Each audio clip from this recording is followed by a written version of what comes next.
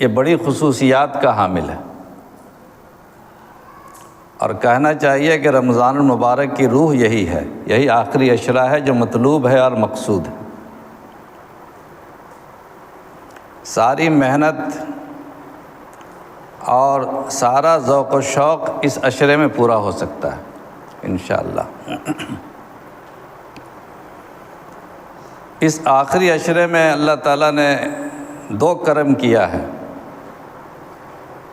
ایک کرم تو یہ فرمایا ہے کہ اللہ نے اس آخری عشرے میں شب قدر عطا فرمائی۔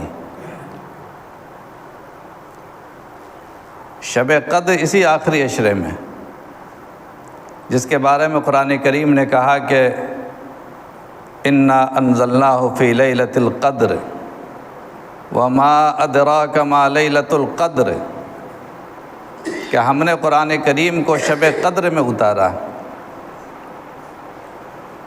اور پھر اللہ تعالیٰ پوچھتے ہیں کہ تمہیں کیا معلوم کہ شب قدر کیا ہے؟ لیکن اللہ کا انداز دیکھیے، سیدھا سیدھی اللہ تعالیٰ بتا سکتے تھے کہ شب قدر کی فضیلت یہ ہے،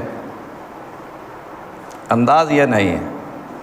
جیسے کسی سامنے والے کو کوئی بات اہمیت سے بتانا ہوتا ہے اور سامنے والا غفلت میں ہوتا ہے تو کہتے تمہیں کیا پتہ، تمہیں کیا مطلب؟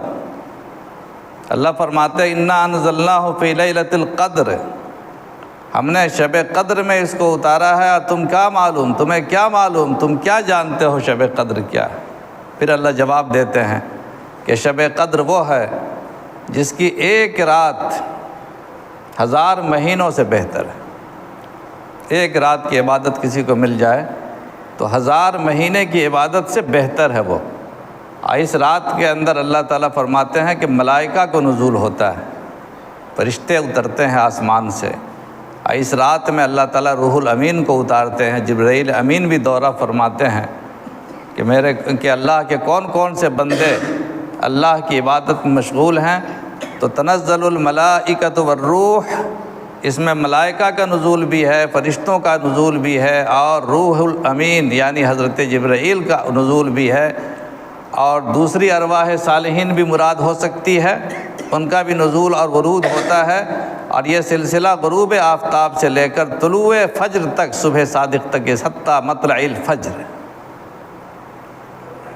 تو اسی عشرے میں وہ شب قدر آنے والی ہے، اور اسی وجہ سے اللہ پاک نے اس آخری عشرے میں اعتکاف کو مسنون قرار دیا۔ اعتکاف کسی عشرے میں مسنون نہیں ہے، اسی عشرے میں مسنون، آخری عشرے میں جو